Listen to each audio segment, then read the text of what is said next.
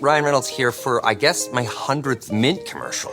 No, don't. I mean, honestly, when I started this, I thought I only have to do like 4 of these. I mean, it's unlimited premium wireless for $15 a month. How are there still people paying 2 or 3 times that much? I'm sorry, I shouldn't be victim blaming here. Give it a try at mintmobile.com/save. Whenever you're ready. $45 upfront payment equivalent to $15 per month. New customers on first 3-month plan only. Taxes and fees extra. Speed slower above 40 gigabytes. See details. A science story, huh? These NYU scientists, they felt right. I was so And I just thought, well, I figured it out. It was that golden moment. Because science was on my side.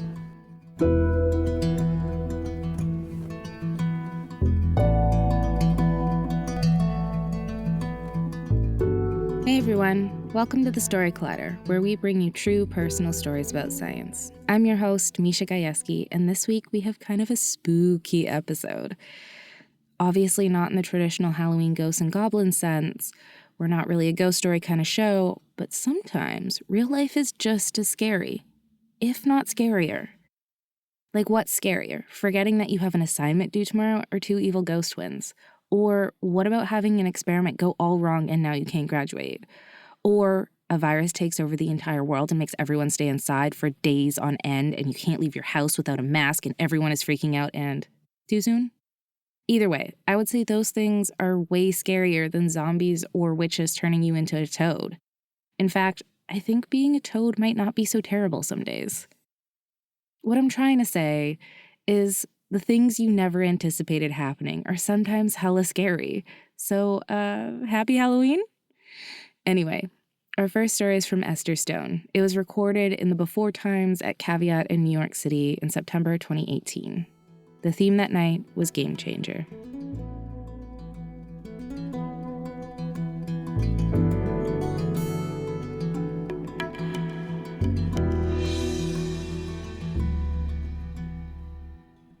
a few years ago, I made a trip way upstate into the Adirondacks to a one-prison town called Dunmore to visit the maximum security prison. It's the biggest maximum security prison in New York.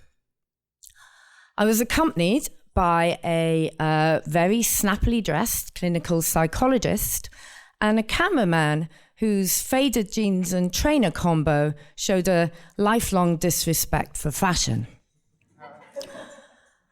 When my boss said to me, "Do you want to direct an interview with a serial killer?" I was terrified. So immediately I said yes. I was scared of meeting a mass murderer, yes, but I was more terrified that I was going to mess it up. It was my first directing job for TV. If you mess up one directing job, it's hard to get another one. So I really wanted to do a good job. I was doing a show called The Brain, and this section of the show was called The Evil Brain. And the hypothesis for the evil brain was that psychopaths have very small amygdalas. So the almond-shaped structure, I'm sure all you scientists know this, I'm not a scientist, so I think it's about there, I'm not quite sure, in the brain is smaller in psychopaths than it is in you or me. And if you put them in an fMRI machine and you show them pictures of cute kittens or you show them pictures of people being tortured, they don't have a very big emotional reaction to either thing, which is what enables them to do the terrible things they do. So for the sports section of the show, we interviewed a baseball player. So for the evil section of the show, we wanted to provide a hook. The content, it was a little sciencey. There was some graphics. We just didn't think it was quite going to grab people. So we wanted to interview a serial killer. In America, in New York, actually, it's different in California. You can't interview in prisons with cameras. But in New York, if you have the permission from the governor and you have the permission from the prisoner, you're allowed to interview a prisoner. So I wrote to a serial killer who's in prison, and I got permission to go and film. So there I am with the clinical psychologist and the cameraman, and it took us about 2 hours to get into the prison because we had to check everything for contraband. I had the humiliation of having to remove my bra because it has this metal cups kind of wiring to keep it up, and it set off all the metal detectors. So finally, the steel doors open and I enter the prison. And the first thing I smelt was like some sort of mixture between dirty laundry and cabbage. Like it just didn't smell good. And I could hear like in the distance kind of like some banging and some shouting. And at this point, I'm pretty nervous. My stomach is like slurping around. Like I think I'm going to be sick, but I'm not. And I carry on. And I'm just thinking about the 3,000 murderers and rapists and other not very nice people that are in this prison. So we get down to the bowels of the prison, and we're waiting there for the serial killer to arrive. I'm sitting there, my nerves are quite high by now, and he walks into the room. I was expecting kind of like leg chains and handcuffs, but there weren't any of those things. And to be honest, he looks terrible. He's got a ponytail kind of limping down his back. You can tell his face is kind of like pasty and bloated, like lack of good food and a lack of fresh air. And he's definitely put on weight in the 14 years since he's been incarcerated. So he says hi and immediately puts out his hand. Now, I don't know if he noticed, because I'm like, shit, what do I do here? But I mirrored his gesture. And his hand felt like very warm and like big and flabby. And when I took it away, I kind of brushed it on off my skirt because I wanted to get rid of the feeling, because when he killed his victims, he strangled most of them. So he was in prison for murdering serving 203 years for murdering 9 women, and they think that he killed 16. So he said, "How?" I said, "How are you?"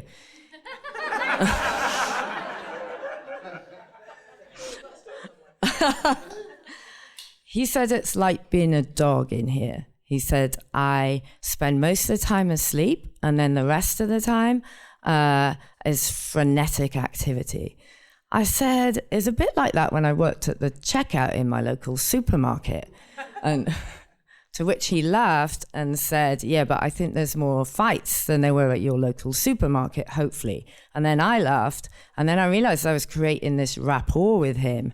And that's my job. I'm a TV producer. That's what we do. But it kind of felt uncomfortable to be creating it with him. So I said, "Okay, sit down. We'll do the interview." So I framed up, like the cameraman framed up. I approved the frame. We the clinical psychologist starts asking the questions. We roll on the interview, and it's a sad story. He was adopted, never felt like he belonged. He was bullied at school. He had his arm broken in 3 places in summer camp. Despite having an IQ of about 144, he couldn't get a job after school, so he ended up doing gardening and spending most of his money on prostitutes and drugs. And the clinical psychologist is asking all these questions about his background because that's his area of interest. And I'm sitting there and I realize we've only got an hour for this interview, and I have content that I want to get, and it's the hook for the show. So I realized the clinical psychologist wasn't getting what I needed. So I didn't know what to do. And then suddenly I wrote a note and I handed it to the clinical psychologist, and he read it, and the serial killer looked at him as he read it, and I was burning up with shame that he could see what I'd written on the note, because I'd written, "Ask him about the murders." So he did, And he starts talking about them, how the first person he killed, he hit them until his arms went numb and he couldn't feel anymore. And in one New Year, he wrote a to-do list. He wrote, change the oil on the car, fix my mom's windows, and stop killing women. And inside, the producer checklist in my head is zinging like a Vegas slot machine, because I know I've got the bites that I need to make the show. And so I know that this interview is going to be a success. It's going to be the hook that we need for the show. So the interview finishes, and I say thank you. It seemed a bit inappropriate, but off he goes. He disappears. And as I'm walking back with the one of the guards, I start making chit chat with him, and I said, this serial killer, he must get really bored being on his own in that cell all the time. He said, no, lady, you are his entertainment. People like you come and he tells these stories, and that's what he gets off on. Like, that's what he fills his hours with when he's on his own. And suddenly I didn't feel so great about what I'd done and what I'd asked for. And I realized that in trying to preserve my own reputation, what I hadn't realized I was doing is just feeding his ego. And that's one of the reason I don't mention the guy's name, because I don't want to give him any more bumps to his ego than I already did. And I questioned whether the value of, having the show was educational, yeah, but the value of giving a serial killer a mouthpiece like that, whether it was really worth it for the show. Since then, both our TV careers have flourished. I have seen other interviews with him in the same room talking about the same things. And it just so happened that the next job I got was on a wedding show. And I loved it. White dresses, cakes, bustles. Brides can be a little crazy, but they're not psychopaths. Well, not all. But I thought about it recently. If someone asked me to go and interview a murderer again and ask him about his crimes, I would know that I was going to be manipulated, but I'm not a hero in this story. I would say yes, and I would just try and do a really good job.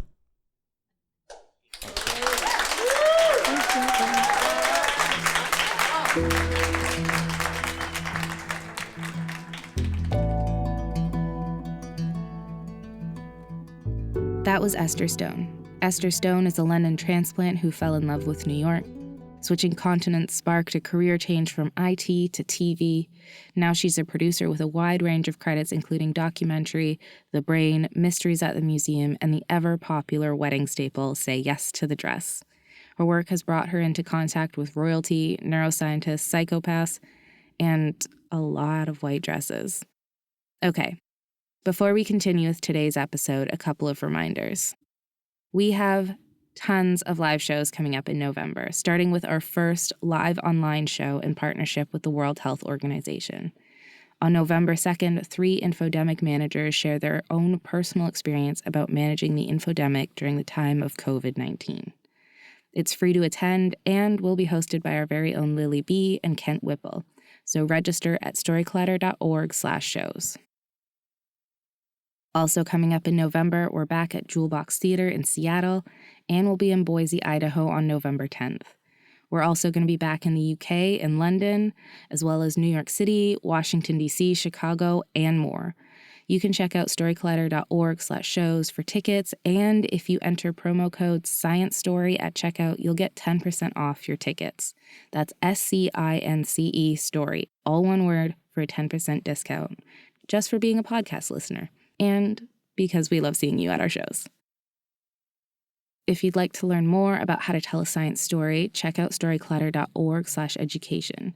We offer private workshops both online and in person for groups, and we offer public courses for individuals online as well. Also, for more updates and cool behind the story pictures and other awesome content, you should follow us on social media.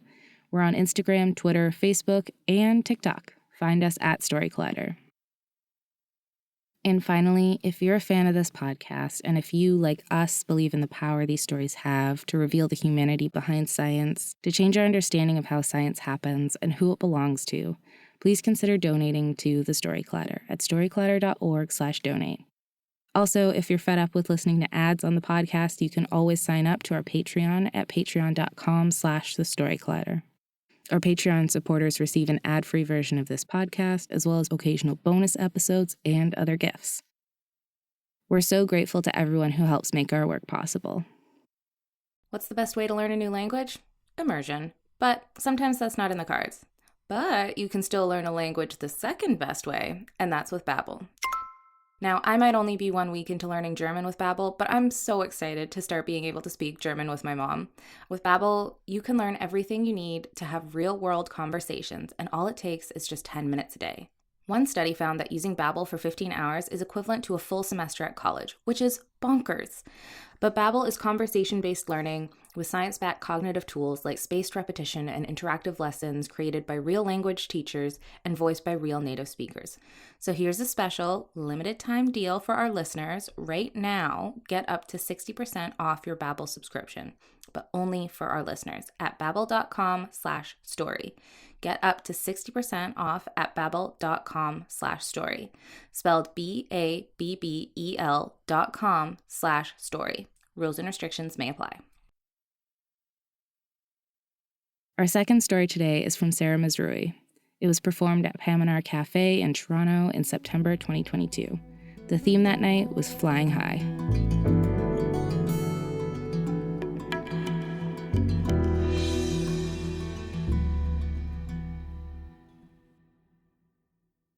I got married in October of 2019, and I had all these basic girl dreams of a honeymoon in the Greek islands.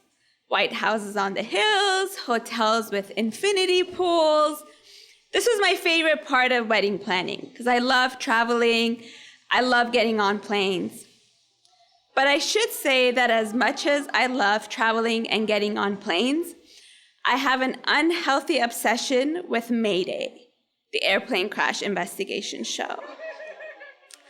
That's why I always pick a seat at the back of the plane because statistically you have a higher chance of survival in case of a plane crash. I've watched every episode at least twice and could tell you all the ways that a plane could crash, from like pilot error to landing conditions, mechanical problems, even wildlife getting stuck somewhere on the plane. I'm fully aware of every possible way that I could die in a plane crash. It's totally fine. But being on a Mayday episode as an airplane crash survivor is at the top of my bucket list, which I know doesn't look good coming from a Middle Eastern, so don't tell anyone. Anyways, as we're planning for our beautiful Greek honeymoon, we get an invite to my sister-in-law's wedding in Australia for March of 2020. There's no way that we can afford a honeymoon in the Greek islands and then a trip to Australia. So we decide to kill two birds with one stone. We would just take a month off, travel through Australia. We would start with the Melbourne area where the wedding was at, and then ditch the in-laws, go drive through the Great Ocean Road, fly to Sydney so I could see where my husband grew up, and then end our trip in Cairns to see the Great Barrier Reef. A couple of weeks before our trip, COVID was starting to become a thing. I remember watching the news and seeing out the outbreaks in China, but I kind of felt like it was going to be one of those things that we would hear about, but it wouldn't really happen here, kind of like SARS or the swine flu. So March 4th rolled around and we began our trip from Toronto to Melbourne with a layover in LA. The flight from LA to Melbourne was 15 and a half hours long. And what I love to do on long flights is get a window seat, take some meds, knock myself out, and sleep for a majority of the flight. but I never miss meal service. Like, I never miss food. And this time was no different. I woke up, I had whatever it was, dinner, lunch, I don't even know. And I put my headphones in and I put on a movie, not really to watch the movie, but more as like white noise to help me fall back asleep. Then I noticed a flight attendant walk over with an older lady, like the ones that give you like grandma vibes, but like she's like so properly dressed, you would never find her dead wearing yoga pants on a plane. And I'm like, is she coming back from like visiting her grandkids in LA? Is she going to Melbourne to like meet them for the first time? Or is she just like having a late life crisis and wants to like cross Australia off her bucket list? The flight attendant actually helped her to the flight attendant jump seat, which was a couple of rows in front of us, and then proceeded to put on an oxygen mask for her. And I'm thinking to myself, oh my God, is she out of breath? Does she have COVID? Should I be wearing a mask? What is happening? Meanwhile, I still got my headphones in, pretending like I'm watching a movie, but really now I've got front row seats to this like live show in front of me. And then all of a sudden I hear a thud and I look over and the lady's now unconscious on the ground. And the flight attendants rush over, they like raise her leg, check her pulse, and eventually she regains consciousness. And then they're trying to figure out if she's traveling alone or if she's with someone. And it turned out that she was traveling alone. And I kept thinking how scared and terrified I would be if I was sick and on a plane. It's pretty bad. And then the flight attendants came on board, came on the intercom, asked if there was a doctor on board. A gynecologist and a family physician came forward. And just a few seconds later, an ER nurse came by. But the flight attendant was like, no, thank you. We've got this. We've got 2 doctors. We don't need the ER nurse. And in my head, I'm like, ER nurse? This is an emergency. Like, this would make perfect sense. But no, you've got a gynecologist. Like, for fuck's sakes, when was the last time that the gynecologist looked at anything other than a vagina? Like, how was she going to help this passenger? But no, the ER nurse had to go back.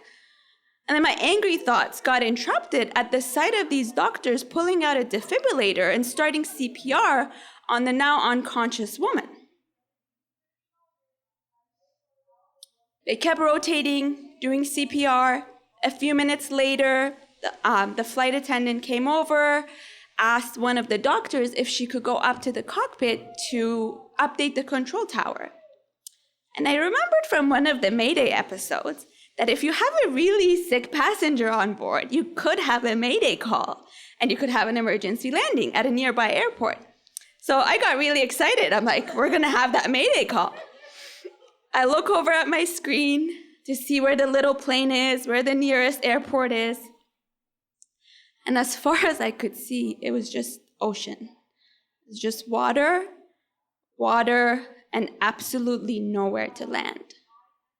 And it didn't help that we were on an A380, the world's largest plane that couldn't land at just at any airport. And that's when it hit me.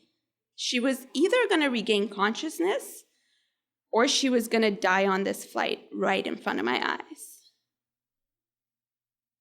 And then I got really, really scared, almost feeling like I was the unconscious person on the ground. A good 30 minutes went by. The doctors and the flight attendants kept rotating. They continued to do CPR. I got told to sit back and stop watching, but obviously I couldn't. And then I saw the pilot coming by, and I knew that wasn't good news. He was there to call time of death.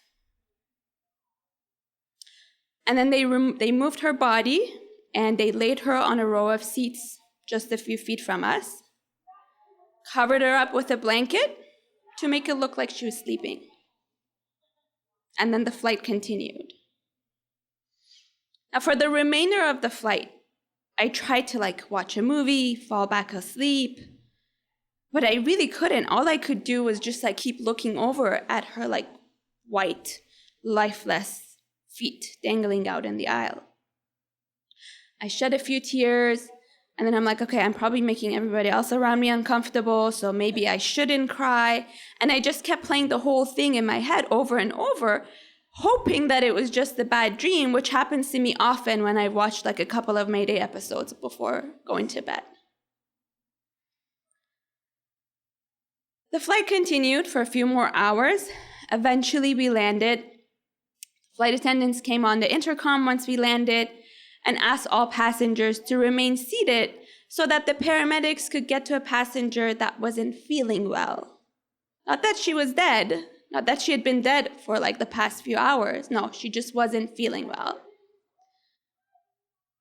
At no point during the flight, or even when we landed, was there a mention of a dead body being on board.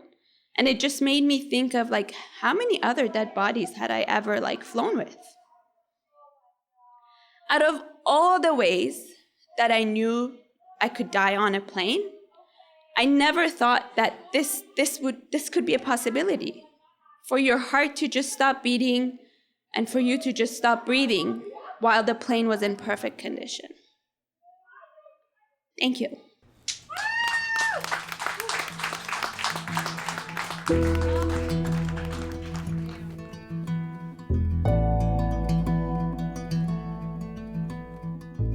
That was Sara Mazrouei. Sara Mazrouei is a planetary scientist, an educational developer, and a science communicator with a passion for sharing the wonders of the universe with the public. Sara is also passionate about increasing the status of women in STEM, as well as equity, diversity, and meaningful inclusion. She is currently an educational developer at Toronto Metropolitan University's Centre for Excellence in Learning and Teaching. And she's also a Story Collider producer for The Toronto Show. The Story Collider is so grateful to Esther and Sara for sharing their stories with us. The Story Collider is also very grateful for the support of Science Sandbox, a Simons Foundation initiative dedicated to engaging everyone with the process of science. This podcast is produced by Aaron Barker, Executive Director and co-founder of The Story Collider, along with me, Managing Producer Misha Gajewski, and Senior Podcast Editor Jen Chen, and with help from Education Director Lily B. Special thanks goes out to Story Collider's board and the rest of our staff, including Managing Director Anne-Marie Lonsdale, Science Advisory Fellow Edith Gonzalez, and Operations Manager Lindsay Cooper, without whom none of this would be possible.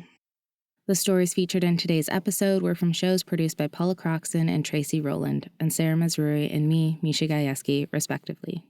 Our theme music is by Ghost, and next week we'll be back with stories about gross science. Yay! Until then, thanks for listening.